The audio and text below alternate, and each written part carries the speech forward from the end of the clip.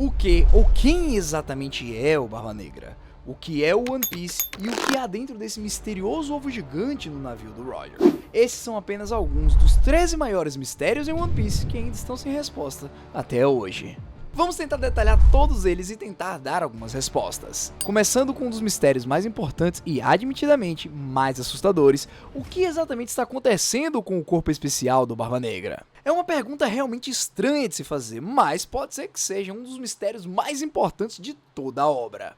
Após anos de escrita, Oda ainda nos faz acreditar que todos só poderiam ter uma única Akuma no Mi.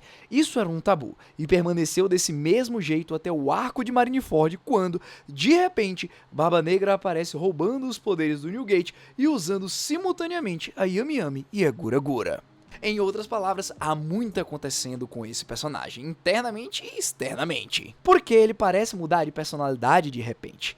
Porque Shanks e Bug deixam claro que ele parece nunca dormir. E porque o ancião Saturn menciona a importância da sua linhagem ao falar com Catarina Devon no capítulo 1107. Resumindo, existem coisas completamente diferentes acontecendo no corpo desse cara e todos nós precisamos saber o que são essas coisas. Felizmente, existem muitas teorias realmente legais rolando por aí para responder isso. E a maioria delas está relacionada à sua Jolly Roger por ela ser um símbolo com 3 caveiras. 3 parece ser o número favorito do Teach, pois ele também tem 3 armas e 3 tranças na barba. Esse fato levou muitas pessoas a pensarem que na verdade o Barba Negra tem 3 grandes personalidades. Uma assustada e tímida, uma confiante e barulhenta e a última fria e calculista. Algumas outras pessoas acham que esse padrão numérico aponta para ele obter uma terceira fruta que seria do tipo Zoan, para completar sua trindade suprema, somando com a Paramécia e a Logia. Algo como, por exemplo, a fruta mítica do cachorro modelo Cerberus, o cão de 3 cabeças que protege o submundo na mitologia grega e romana. Mas independente do Barba Negra ter 3 mentes, 3 corações ou 3 estômagos, a resposta para o que o torna tão especial com certeza vai abalar o mundo de One Piece. E ainda assim, o Yonkou não é o único personagem misterioso que existe em sua própria tripulação. Kuzan, o ex-almirante da marinha, é talvez ainda mais misterioso. A principal pergunta que todos deveriam fazer é: o que é que ele está fazendo na tripulação do Barba Negra? Este ex-almirante da marinha perdeu sua chance de ser o almirante da frota para o Akainu e abandonou a organização para se juntar a um pirata. E não é qualquer pirata não, ele se junta à pior tripulação pirata do mundo. Isso parece ir completamente contra tudo o que ele representa. Ele ajudou Robin a escapar de Ohara, salvou o Smoker do Doflamingo e poupou a vida do Sol. Não sei pra vocês, mas pra mim não me parecem atitudes que um vilão sanguinário e maquiavélico teria. Então, o que é que realmente está acontecendo com Kuzan? Quais são seus planos? Uma aposta segura é que ele na verdade é um membro da SWORD, trabalhando como um agente infiltrado para derrubar a pior tripulação pirata de dentro para fora, ou pelo menos vazar informações. Afinal, todos os almirantes juntos viram o potencial avassalador que o Barba Negra tinha lá na Guerra dos Maiorais, e isso foi 2 anos atrás. Imagina só o que ele é capaz de fazer nos dias de hoje. Não me surpreenderia se a aposentadoria do Sengoku e a batalha com a Akainu em Punk Hazard fizessem parte de um plano elaborado para infiltrar Kuzan na tripulação do Barba Negra. Ou talvez apenas ele tenha realmente perdido e agora está assumindo a justiça com as suas próprias mãos e vai ajudar o Chapéu de Palha na última hora. Por enquanto, o que sabemos é que o Aokiji não pode ser um cara tão mau, não é mesmo? Ou talvez ele seja, e em vez de um grande dilúvio, o mundo de One Piece esteja prestes a enfrentar uma grande era do gelo para que ele e seus amigos pinguins possam governar o mundo juntos. Agora, vamos fazer uma pausa dos vilões e vamos tentar descobrir um pouco dos segredos dos mocinhos. Claro que isso vai depender do ponto de vista, mas eu não vou entrar nisso. Existe uma pessoa que tem muitos segredos para serem revelados, e esse é o rei dos piratas, Goldie Roger. Então vamos começar com um dos mistérios mais importantes a serem respondidos. Quais eram seus motivos em God Valley? Durante o flashback do Kuma no capítulo 1096, finalmente aprendemos muito sobre o infame incidente de God Valley. Por exemplo, aprendemos como começou, quem estava lá e o quão grande essa batalha acabou sendo. Mas, com isso, uma grande questão surgiu na mente das pessoas. Já que os nobres mundiais estavam usando a ilha como campo de concentração para várias raças e escravos, fazendo um jogo de matar pessoas, por que Roger lutaria contra Rox Dizzyback e pelos nobres mundiais? Sabemos que lá foi onde Garp e Roger juntos derrotaram os piratas Rocks, mas porque o rei lutaria para possivelmente defender as piores pessoas no mundo de One Piece. Que razão misteriosa Roger teria para derrubar um pirata que estava, para todos os efeitos, derrubando a pior facção do mundo de One Piece sozinho? Será que o Rox e sua tripulação eram uma ameaça ainda maior do que os nobres mundiais e os cavaleiros sagrados? Ou será que a joia da coroa de Hatinossu era um prêmio que valia a pena lutar, mesmo que significasse salvar os dragões celestiais? E já que falamos nessa grande joia pirata, ela pode ser o nosso próximo grande mistério dessa lista. Após essa batalha, vemos Roger com um ovo gigante em seu navio e até hoje isso nunca foi mencionado ou explicado. Por muito tempo, teorizou-se que poderia ser Uranus, mas capítulos recentes parecem ter confirmado que Emu e o governo possuem a arma ancestral que usaram para destruir o reino de Luluzia no capítulo 1060. Também, o recente lançamento da história One Shot do Oda Monsters trouxe dragões ao mundo de One Piece novamente, então talvez seja isso. Ou talvez esse ovo esteja conectado ao Deus do Sol e Joy Boy e seja na verdade um grande ovo de Fênix. Também não podemos negar que existe a possibilidade de que seja apenas um grande peixe aleatório que não agrega em nada para a obra. Honestamente, pode ser qualquer coisa. A única coisa que eu espero é que o Shanks tenha sido a pessoa a herdar esse ovão para que a gente finalmente em algum momento descubra o que tem dentro dele. E falando no Shanks, podemos falar o quão misterioso ele é também? Praticamente tudo o que ele faz é envolto em um véu de perguntas sem respostas. E sempre que obtivemos uma resposta, mais perguntas surgem. Por que ele roubou a fruta de Nika? Ele pretendia dá-la para o Ace e em vez disso o Luffy apenas comeu sem querer? Outra grande pergunta é: quem era o pirata de quem ele queria falar sobre com os Gorosei lá no capítulo 907? E honestamente, uma questão ainda maior é como ele conseguiu se encontrar com eles em primeiro lugar. Sobre esse pirata misterioso eu imagino que tenha sido o Teach, afinal o contexto meio que engloba toda essa situação. E sobre ele conversar com os Gorosei, bem, eu chutaria que ele é um Fingerland, ainda não confirmado, mas tudo nos leva a isso. Porém, talvez o maior mistério com o nosso querido Yonkou Ruivo seja qual é o seu plano final. De repente, ele decide que vai caçar o One Piece logo após o Luffy despertar o Gear 5.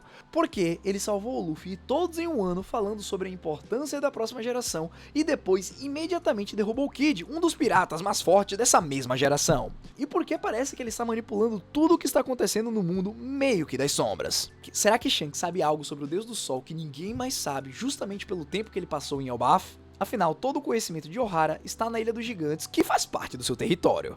Já pararam pra pensar que o Shanks pode saber muito mais do que realmente achamos, graças a todo o material que o Sol salvou lá de Ohara e levou pra Elbaf? Toda essa conversa sobre o Ruivo me faz lembrar de uma pergunta que ainda não foi respondida até hoje. Sabemos que o chapéu de palha do Roger foi dado pro Luffy, não é mesmo? Mas o que é aquele gigantesco chapéu de palha que nós vimos na câmara congelada de Imu? Bom, vamos lá para uma teoria. O que sabemos é que Joy Boy e Nika têm algum vínculo com os gigantes e também Joy Boy foi confirmado como o primeiro pirata lá no capítulo 1115. Outra coisa que também sabemos é que o chapéu de palha parece ser um símbolo claro de alguns dos piratas mais lendários no mundo de One Piece, já que Roger, Shanks e agora Luffy todos o usaram. E vendo que Imu parece ter uma grande rixa com Joy Boy, acho que é seguro dizer que aquele enorme chapéu de palha provavelmente pertenceu ao pirata primordial. Agora, se ele está guardando isso por valor sentimental ou se é algum espólio de guerra, não sabemos. A única coisa certa disso tudo é que os dois tiveram algum tipo de vínculo que culminou em uma guerra que dura há quase um milênio. Na verdade, quer saber? Acho que dá pra gente continuar falando um pouco mais sobre os mistérios do século perdido. Afinal, todos os segredos da obra são provenientes do Reino Antigo. Chegou o momento de falarmos do maior segredo de toda a obra, literalmente. Com seus 35 quilômetros de altura, o maior mistério aqui é Zunisha. O que será que ele fez? Mais especificamente, que tipo de crime ele cometeu? Porque lá no capítulo 821, ficamos sabendo por Momo que esse grande elefante foi sentenciado a ficar andando pela Grand Line por ter cometido algum tipo de crime hediondo. Agora a pergunta de $1 milhão é: o que realmente aconteceu? Ele chegou a bater em alguém igual o Luffy fez com São Charles? Ou será que seu crime apenas é ter laços com Joy Boy? Descobrimos em um ano que Zunisha está ciente dos tambores da libertação e de Joy Boy, e também será responsável por libertar Pluton, destruindo a parede ao redor do país dos samurais. Será que ele foi condenado a andar pelo mar para que a arma ancestral não pudesse ser usada por qualquer um? E, mais importante, como ele foi forçado a isso? Não é como se qualquer pessoa pudesse obrigar um enorme mamífero de 35 mil metros a ficar andando na força bruta. Será que Joy Boy ou Imu o condenaram a esse destino? Independente de quem tenha sido, a única certeza que temos é que para se comunicar com Zunisha, essa pessoa tem a conexão com a voz de todas as coisas. E falando nisso, esse poder acaba por ser o nosso próximo mistério, e sinceramente, eu não acho que ele, em algum momento da história, venha a ser explicado detalhadamente. Personagens como Roger, Oden, Momonosuke e Luffy o possuem, o que dá a eles a capacidade de conversar com, bem, todas as coisas. Desde grandes animais como os Zunisha e os Reis dos Mares, até grandes pedras que possuem os segredos do mundo, os Poneglyphs. Apenas um pequeno número de pessoas no mundo foi confirmado que tem a capacidade de usar esse poder. Outro ponto importante que deixei de fora é a existência de Charlotte Pudding, membro da tribo de Três Olhos, um clã que pode acessar a voz de todas as coisas quando desperta seus poderes. Essa questão traz um nível extra de mistério sobre essa habilidade. Porque vejamos, o que essa tribo tem que a vincula com a voz de todas as coisas? Bom, apenas mais perguntas para serem respondidas. Vamos deixar isso de lado um pouco porque esses próximos mistérios podem ter implicações ainda maiores no resto da história do que tudo que falei até agora. Começando então, temos ele, o homem que provavelmente mudará o mundo todo, Monkey D. Dragon. Eu não sei vocês, mas eu particularmente tenho mais perguntas sobre o pai do Luffy do que eu tenho sobre o próprio Shanks. Já ouvimos aparentemente controlar tempestades em Logtown e falar sobre os ventos da mudança. Então, pensando nisso, ele pode controlar o clima com algum tipo de Akuma no Mi do vento? É uma teoria muito comum por aí, mas em termos de mistérios, Dragon e seu passado vão muito além do que apenas se ele comeu ou não uma fruta. Dragon é um ex-marinheiro que agora controla o Exército Revolucionário, o grupo rebelde mais temido de todo o mundo. Por esse motivo, ele é o criminoso mais procurado de todo One Piece e simplesmente mencionar seu nome faz o almirante da frota Kainu explodir como um vulcão. Uma pergunta interessante seria, o que ele aprendeu durante o seu tempo como marinheiro que o fez realmente querer mudar o mundo e como ele pretende fazer isso? Lá no capítulo 1083, é nos mostrado que parte do plano que o sábio elaborou é destruir o estoque de comida da Terra Sagrada e graças a isso, Dragon deu ordens para o exército revolucionário acabar com as rotas que levam comida até Marihoá. Ou Dragon está tentando atrair os Cavaleiros Sagrados para um combate direto, ou ele está tentando matar todo mundo de fome lentamente. Falando em dragões celestiais e revolucionários, acho que chegou o momento de falarmos do mistério que liga essas duas facções. E tenho que admitir que talvez eu possa ter mentido quando disse que Zunisha era o maior mistério dessa lixa, porque Tequila Wolf é provavelmente a maior coisa em One Piece, além da Red Line. Nós aprendemos com o Exército Revolucionário que essa ponte gigantesca está sendo construída há 700 anos e ainda nem tá perto de acabar. Por que diabo está sendo construído? É para ligar dois pontos diferentes? Ou será que o governo está tentando construir uma estrutura similar à Red Line para continuar dividindo o mundo em diversos outros pedaços?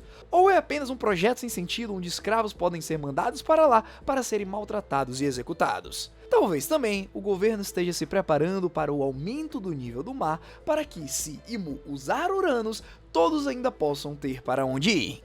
Bom, continuando, enquanto Tequila Wolf pode não ser o maior mistério para todos, vamos falar de um que com certeza vem na cabeça da maioria das pessoas que amam One Piece.